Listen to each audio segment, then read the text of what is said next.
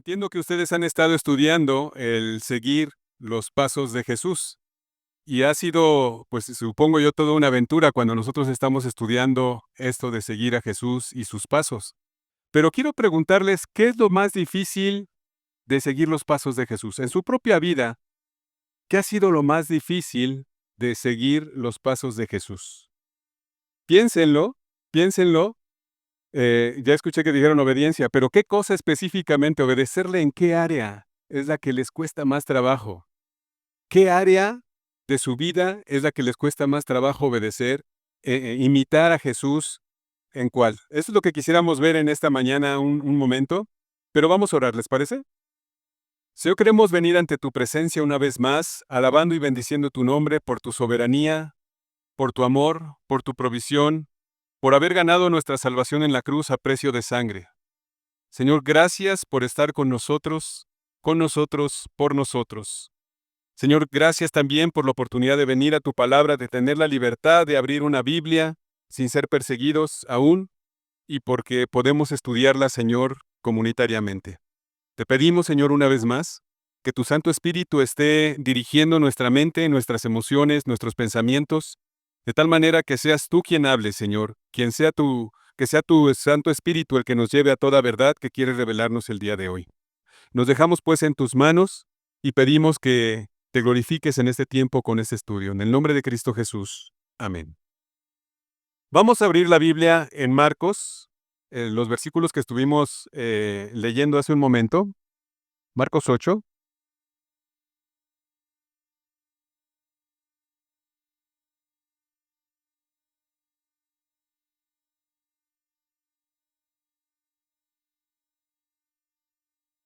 Y teniendo en mente esa parte de qué es lo más difícil, lo que te ha costado más trabajo obedecer a Dios para ser como Él. Voy a leer a partir del verso 34 y quisiera que te imagines la escena, ¿ok?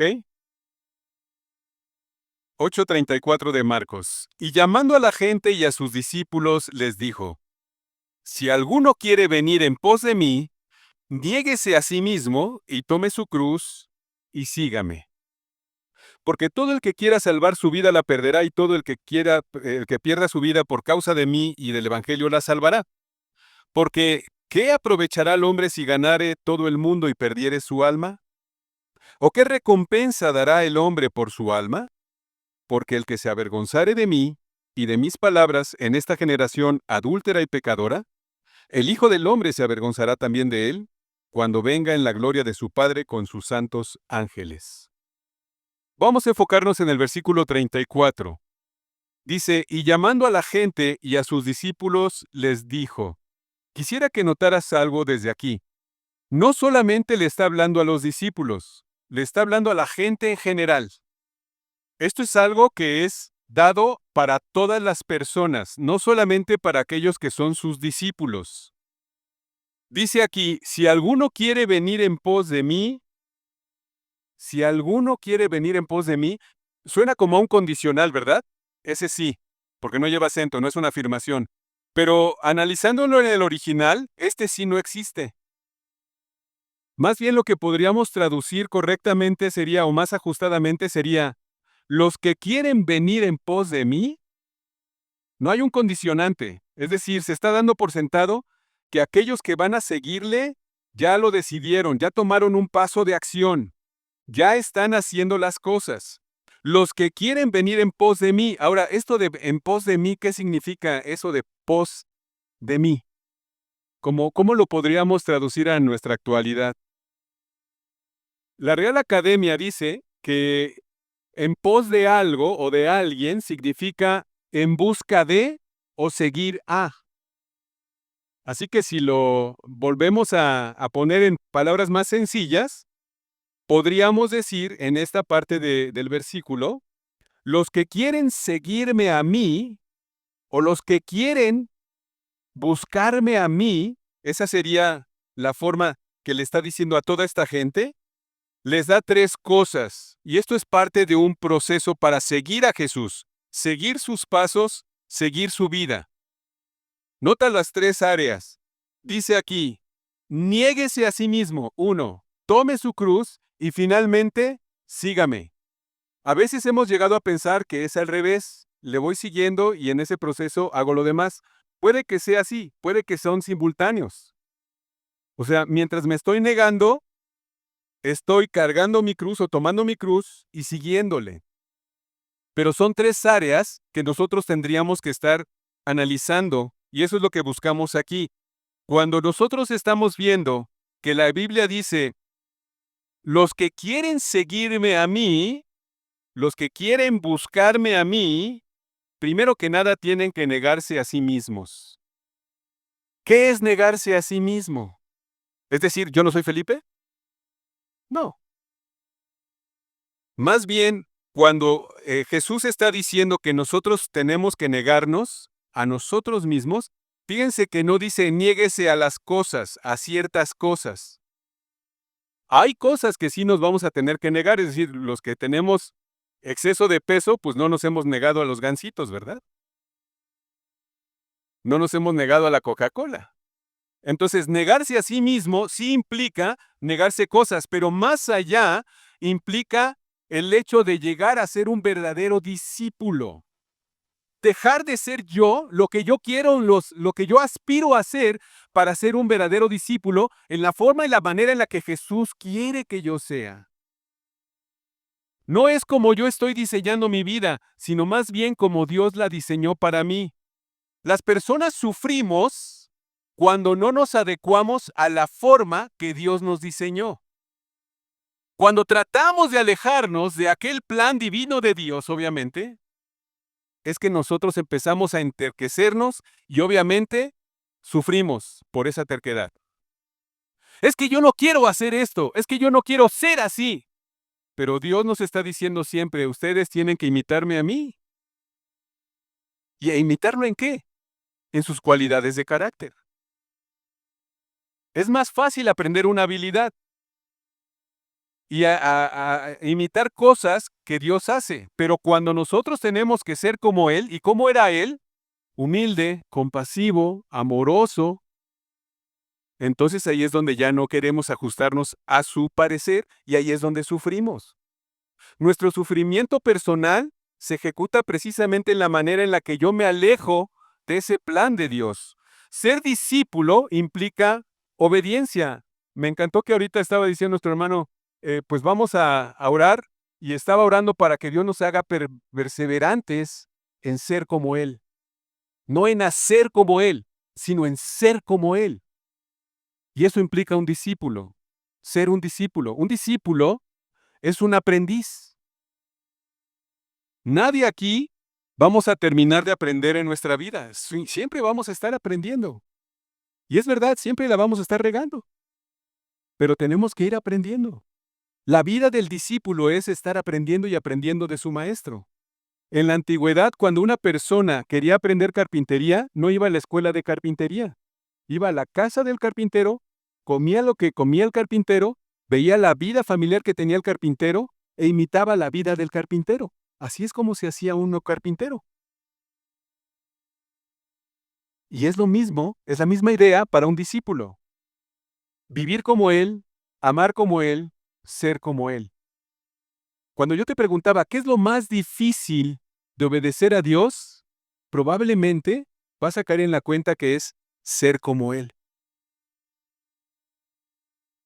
Imagínate Jesús, obediente, obediente hasta la cruz. A pesar de lo que Él quisiera. Porque incluso cuando está orando allí en el huerto, Señor, si es tu voluntad que pase de mí esta copa, Él aún se sometió, con todo el dolor que implicaba. En obediencia, se sometió. Negarse a sí mismo implica decirle no a las cosas que a mí tal vez me convendrían, lo que yo quisiera hacer. Y no es que se trate de aquí de que mates tus aspiraciones por el Señor, pero más bien es negarse a todas las cosas que no son convenientes para el diseño que Dios te hizo. Es someterse a Dios antes que a mí mismo. Someterse a Dios antes que a mí mismo, es decir, al señorío de Dios. Y cuando hablo de señorío, recuerda que la palabra Señor significa dueño. Él es el dueño. Yo no tengo opción. Tendría que someterme y obedecer, pero con buena actitud. Porque mira, a veces obedecemos tipo Jonás. ¿Recuerdas que Dios le dijo, ve a Nínive, aquella gran nación? Hay miles de personas que quiero salvar. ¿Y él qué es lo que hizo? ¿Huyó? Finalmente obedeció, pero no fue de buenas. Y vemos que tenía un temperamento horrible, ¿verdad? Porque era bien enojón. Alejándose del plan de Dios. Cuando nosotros estamos negándonos a nosotros mismos, estamos diciendo esto. Yo estoy dispuesto a recibir lo que tú me das, a carecer de lo que tú retienes, a renunciar a lo que tú me quitas, a sufrir lo que tú me infringes y a hacer lo que tú quieres que yo sea. Eso está bien difícil. Estar dispuesto a carecer de lo que tú me retienes, a renunciar a lo que tú me quites, a sufrir el dolor que tú me infrinjas. ¿Estamos dispuestos? ¿Estamos dispuestos a hacerlo? Negarse a sí mismo implica también una obediencia total. Yo no sé si tú has escuchado de Dietrich Bonhoeffer, pero él fue un pastor luterano que vivió en tiempos de Hitler y que fue muerto en un campo de concentración precisamente 2 semanas antes de que liberaran ese campo. Y él escribió varios libros muy interesantes, pero en uno de sus libros, El costo del discipulado, él dice, solo el que cree es obediente y solo el que es obediente cree. Déjame leerlo otra vez, porque a mí me tomó un poco de tiempo entender esto. Solo el que cree es obediente y solo el que es obediente cree. Bonhoeffer decía que hay una gracia barata. Es esa gracia que nosotros tomamos, pero que no nos lleva a obedecer. La tomamos para salvación, pero no nos implica una obediencia total, sino parcial. Y él le llamaba gracia barata. Pero precisamente también está diciendo, el que cree es obediente. Si realmente creo lo que Dios dice, voy a obedecer. Y la evidencia de que no creo, pues es que no obedezco. Pero en la medida en la que yo estoy obedeciendo es que le creo a Dios. Por eso cuando vienen los problemas y si yo tengo que creerle que Él me va a ayudar, que Él está conmigo, que Él me va a generar toda esa paz dentro del conflicto, es porque le creo o no le creo. Porque le he obedecido o no le he obedecido. Negarse a sí mismo es obediencia. Es decir, obedecer a Dios antes que a mí mismo. Ser discípulo implica que nuestro discipulado mismo va a ser puesto a prueba en diferentes circunstancias. Cuando nosotros tenemos que tomar una decisión para seguir obedeciendo o de plano renunciar a ello. Ser obediente. Mira, acompáñame por favor a Lucas, en el capítulo 14. Un poquito más adelante ahí de donde estábamos. Lucas 14, voy a leer del 25 al 27. Lucas 14, 25 al 27.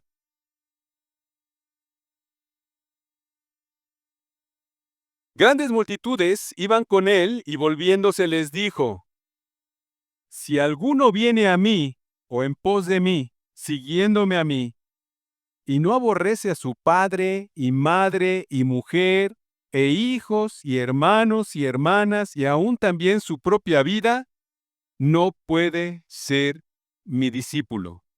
Y el que no lleva su cruz y viene en pos de mí, no puede ser mi discípulo. Estos son de los versículos de mayor exigencia que tenemos por parte de Jesús.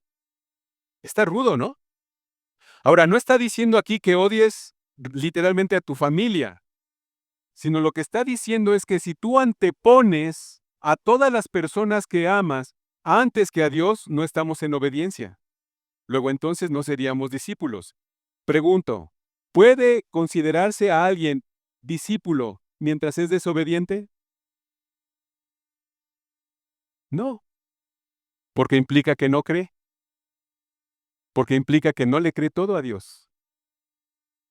Si tú y yo no estamos dispuestos a hacer esto, a anteponer cualquier cosa, cualquier relación personal cercana, si llega a ser más importante que tu relación con Dios, ya perdimos. Es Dios quien tendría que ser la prioridad. ¿Y por qué es que a Dios siempre lo dejamos de segundo? Para los domingos cuando venimos, para cuando tenemos otro compromiso, ¿por qué dejamos a Dios en segundo? Eso implicaría que otras relaciones son más importantes. Y no estoy diciendo otra vez que tengas que desechar esas relaciones. Lo que estoy diciendo es que tenemos que anteponer a Dios a cualquier otra relación.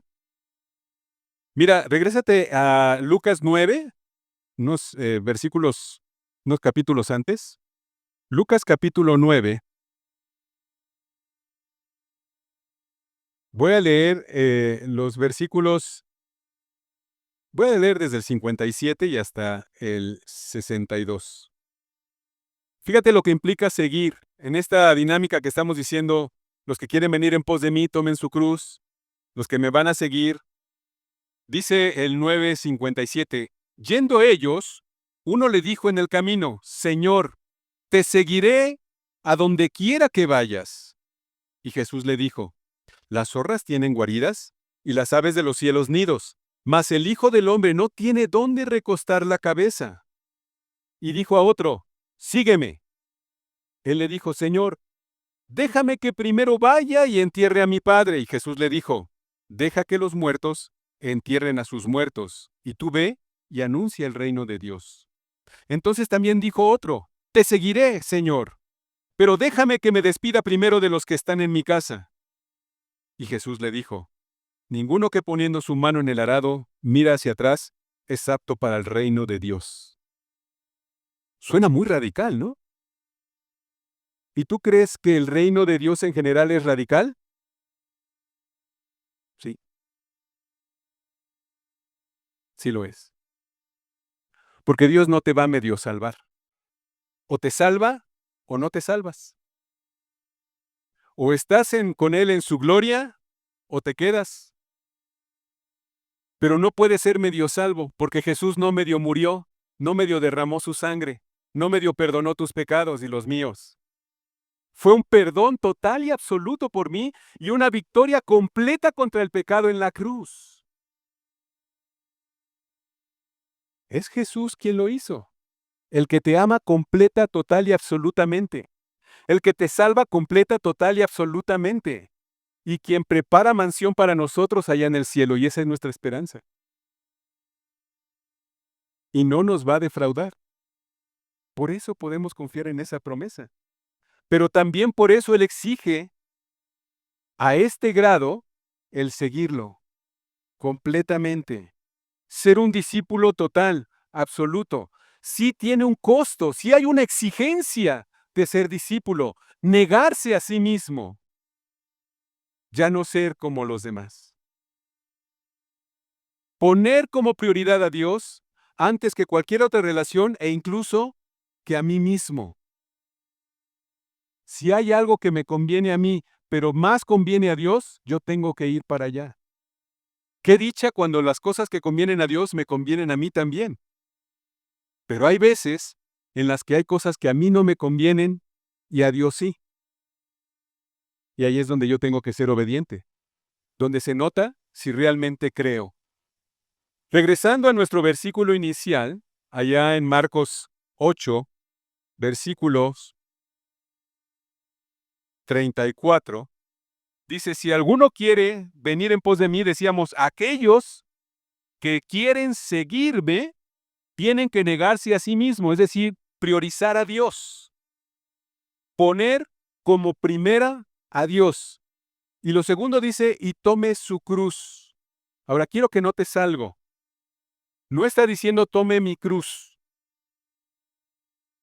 Como diría con redundancia, tome su cruz suya de él. ¿verdad? Cada quien tiene que tomar su cruz.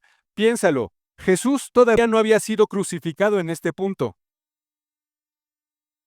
¿Por qué les estaba hablando de eso?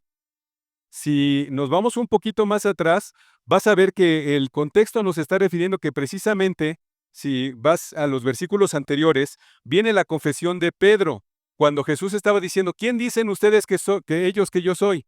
Y algunos dice, en el versículo 28 de ese capítulo 8, unos decían que era Juan el Bautista, otros Elías, otros algunos de los profetas.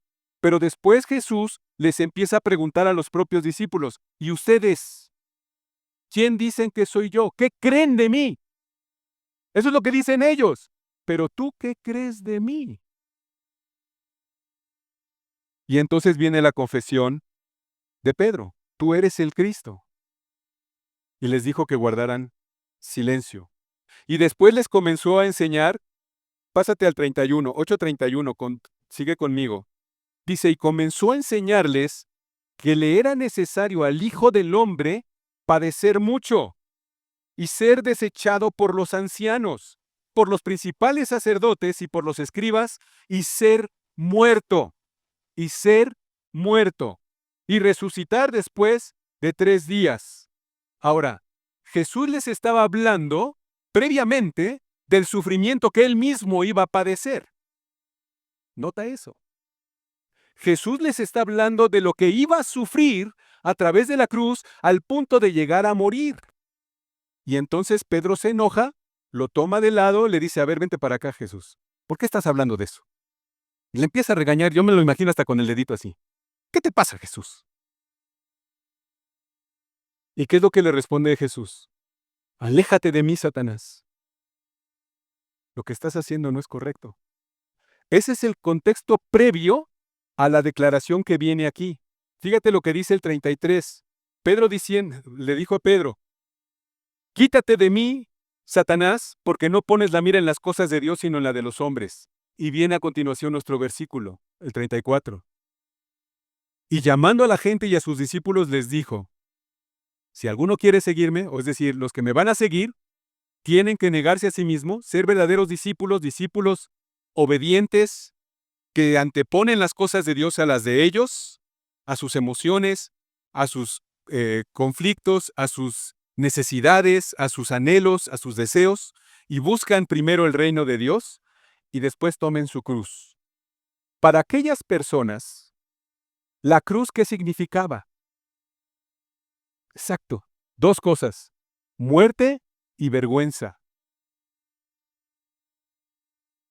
Era un sinónimo de muerte la cruz. Si alguien decía cruz, muerte. ¿Qué les estaba diciendo Jesús? Van a sufrir. Si vas a seguirme, tienes que priorizar a Dios y después considerar que vas a sufrir. Vaya promesa. Cuando muchas iglesias están hablando del evangelio de la prosperidad, de que si estás con Dios todo te va a ser bendición, vas a tener abundancia, no vas a tener problemas, la enfermedad no tocará tu puerta. Y aquí Jesús está dando la opción, ¿quieres seguirme? Vas a sufrir. Ay Dios, ¿de eso se trata? Mejor me regreso.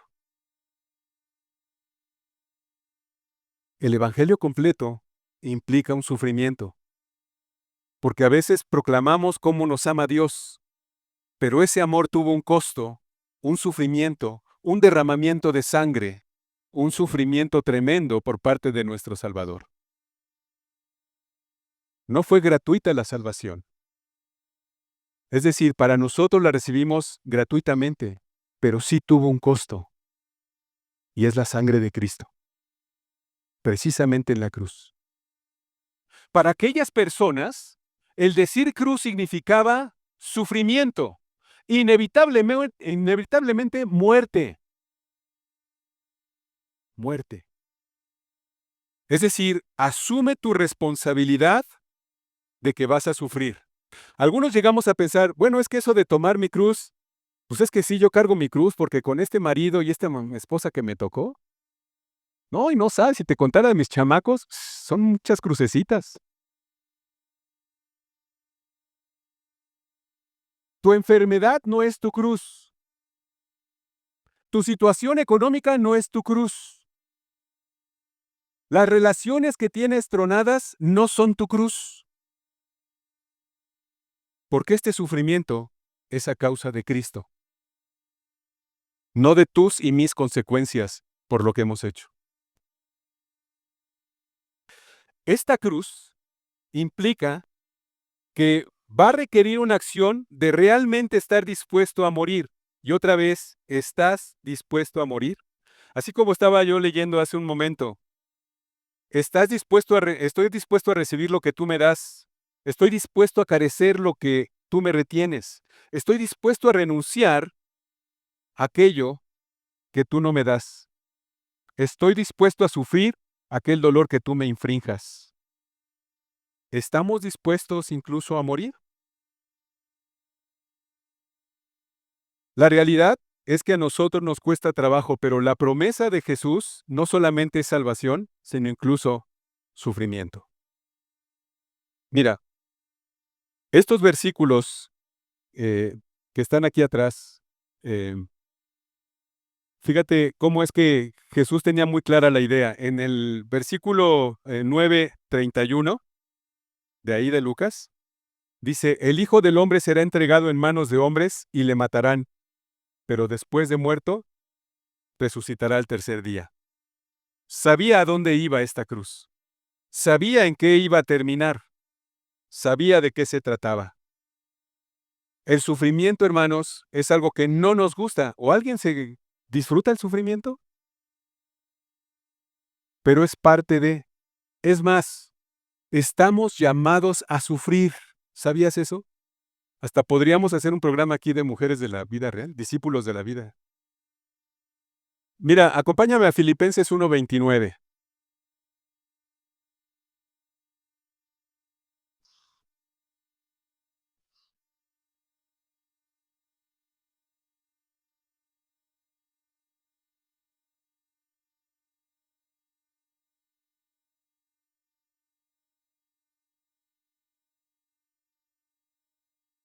Dice, porque a vosotros os es concedida a causa de Cristo, no solo que creáis en Él, sino también que padezcáis por Él. Somos llamados a sufrir. ¡Ay! Espérame tantito. A mí no me dijeron esa parte. ¿Esas son las letras chiquitas del contrato?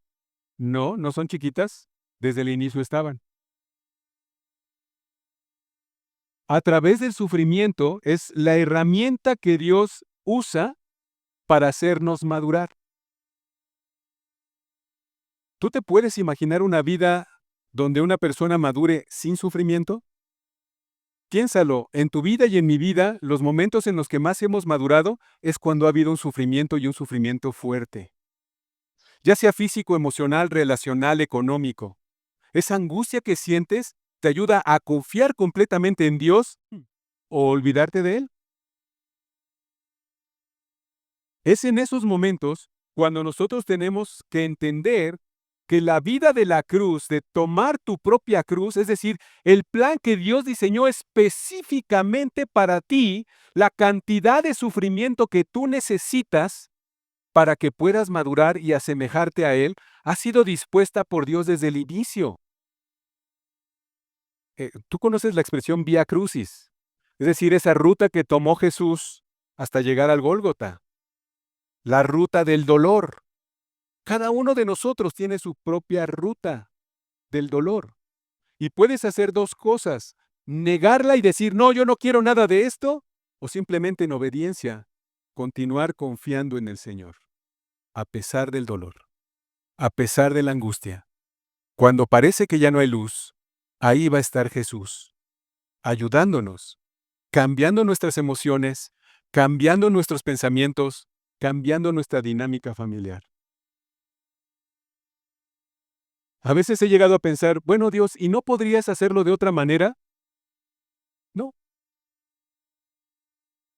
simplemente no.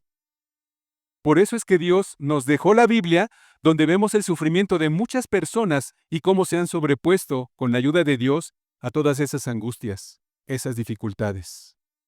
El dolor y el sufrimiento prueban y purifican mi discipulado.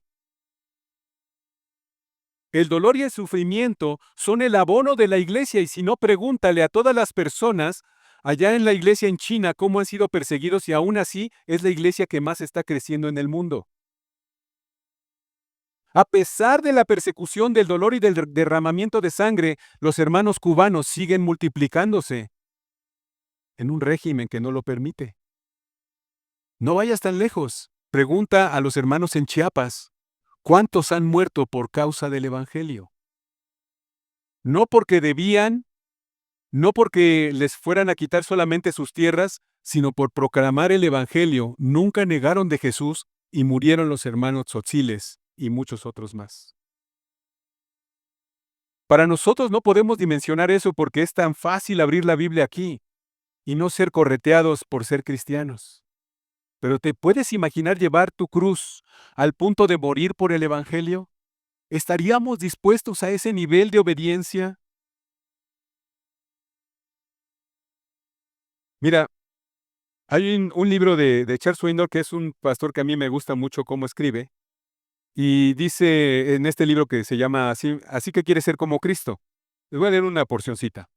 La próxima vez que usted se sienta triste, pause lo suficiente para comparar su situación con la de Cristo en la cruz. La próxima vez que te sientas criticado injustamente, de nuevo, compárate y compara tus problemas con los de Cristo Jesús. La próxima vez que tú tengas que renunciar a algo que te conviene o a algo familiar, compara tu renuncia con lo que Jesús renunció. Y la próxima vez que tú tengas que ajustar tu plan, compara lo que Jesús tuvo que ajustar en su propia vida.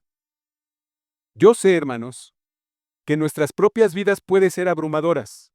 Y yo no tengo ni idea de la cruz que tú estás llevando, porque Dios la diseñó especialmente para ti. Pero sí sé que en medio de esa situación donde tú estás llevando tu cruz para seguir a Jesús, ahí está Él. Y va a estar contigo, reconfortándote, animándote y guiándote mientras estás siguiéndole. No sé cuál es tu situación, pero sí sé quién es Cristo. Por eso es que nosotros tenemos que estar pensando, regresando a nuestro versículo, si yo tengo que seguirle, si tengo que seguir sus pasos, ¿qué tanto me estoy negando a mí mismo? ¿Qué tanto estoy asumiendo mi cruz con dicha y con gozo? ¿O estoy negando esa cruz? ¿Estoy renegando de esa cruz? De las situaciones que Dios ha permitido actualmente en tu vida. Seguir entonces a Jesús implica negarse a nosotros mismos y tomar nuestra cruz individual y seguirlo. En ese sentido, ¿estamos dispuestos a perder amigos cercanos para servir primero a Jesús? ¿Estamos dispuestos a poner en segundo lugar a nuestra familia y no dejar un día sin comunión con Dios? ¿Estamos dispuestos incluso a perder nuestra reputación por seguir a Jesús, por ser como Él? ¿Estamos dispuestos a perder nuestro trabajo por causa de Cristo? ¿Estamos dispuestos incluso a perder la vida por causa de Cristo? Yo sé que esto suena muy fuerte, muy radical, pero hermano, vale la pena. Vale la pena negarse a sí mismo, tomar la cruz y seguirlo. Como leíamos en estos versículos de Marcos, pero también Mateo lo reafirma en el 16:25, porque todo el que quiera salvar su vida, la perderá, y todo el que pierda su vida por causa de mí, la hallará. Cuesta trabajo tomar en serio esto, porque suena muy radical. Y mira, por último quiero leerte algo de Thomas Campis, que fue un monje alemán que escribió esto por ahí de los años 1400, cuando él existió. Fue un precursor, digamos, de la Reforma Protestante. En un libro que escribió de qué es un discípulo, escribió: Jesús hoy tiene muchos que aman su reino celestial, pero pocos llevan su cruz. Muchos que anhelan consuelo, pero pocos anhelan sufrir. Mucha gente que desea compartir su banquete, pero no su ayuno. Todo mundo quiere participar de su regocijo, pero pocos están dispuestos a sufrir cualquier cosa por amor a Él. Muchos siguen a Jesús hasta compartir el pan, pero no hasta beber la copa del dolor. Muchos reverencian su moralidad, pero pocos son los que le siguen en la indignación de la cruz. Muchos aman a Jesús siempre y cuando reciban consuelo de Él, pero si Jesús se esconde de ellos y los deja por un tiempo, caerán en queja y se deprimirán profundamente. Aquellos que aman a Jesús por lo que Él es y no por lo que representa para ellos, lo bendicen y lo alaban en tiempo de dificultad y de dolor, tanto como cuando estos están llenos de consuelo. Es decir, desde aquel entonces, muchos siglos atrás, ya había personas que eran discípulos así. Dios quiera que tú y yo disfrutemos este viaje de estar tomando nuestra cruz, de negarnos a nosotros mismos, de seguir con nosotros siguiéndole, siguiéndole y siguiéndole, mientras somos discípulos reales. ¿Estás dispuesto a llegar a ser un discípulo así? Es algo que solo tú puedes responder. Pero te animo porque vale la pena. Tenemos promesas grandes, gloriosas, de que le veremos en la eternidad, de que seremos bien recibidos, pero transformados. Y ojalá podamos llegar maduros, tan maduros como Él, que podamos realmente hacernos como Él es y dejar todo lo que nos conviene a nosotros abajo y priorizarlo a Él. Y mira, hermano, yo quiero retarte hoy. Tú no sabes cuál es la cruz de los hermanos que están a tu lado. Mira, vele la carita, no sabes si trae tristeza, si trae preocupación, si trae una necesidad fuerte o no. Pero está llevando su cruz. Tal vez no se ha dado cuenta de esa cruz. Yo te pido que tomes a alguien que esté a tu lado y ores por lo siguiente. Ora por ese hermano para que se atreva, para que esté dispuesto a negarse a sí mismo y que Dios le ayude a llevar su cruz. Puedes incluso preguntarle cuál es tu cruz. ¿Qué cruz estás llevando? Y yo voy a estar orando por ti. Para que juntos busquemos seguirle.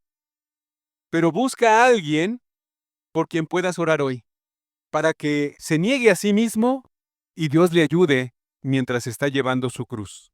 Que todos sigamos a Jesús. Señor Jesús, venimos en esta mañana reconociendo que muchas veces no nos hemos negado a nosotros mismos.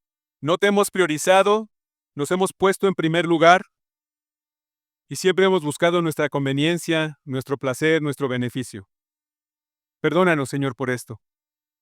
Pero también te pedimos, Señor, que nos ayudes a llevar nuestra cruz, a sufrir por ti, a estar dispuestos a entregar nuestra vida incluso por ti, Señor. Ayúdanos a estar dispuestos a sufrir por ti, por tu iglesia, por tu reino. Ayuda a cada uno de los hermanos que están aquí, Señor, en la cruz, en cómo están llevando su cruz mientras te están siguiendo. Ayúdanos a estar dispuestos a seguirte siempre, a buscarte, a ir en pos de ti, a alabarte y bendecirte incluso cuando no haya fruto, como decía Habacuc. Señor, aunque la higuera no florezca, con todo yo me gozaré. Me regocijaré en ti, Señor. Aunque en las vides no haya fruto, Señor. Señor, queremos darte gracias por esta oportunidad de orar por nuestros hermanos, pero sobre todo, porque cada uno se está esforzando. Ayúdanos a negarnos a nosotros mismos, iniciar este proceso y llevar nuestra cruz con gozo, con alegría, sabiendo que tú estás detrás con tus promesas. Bendito seas, Señor, hoy y siempre. Ayuda a cada uno de nosotros mientras cargamos nuestra cruz por tu reino, por tu evangelio. Gracias, Padre, porque tú has ganado la victoria en la cruz, con tu sufrimiento y por amor a nosotros. En el nombre precioso de Cristo Jesús. Amén.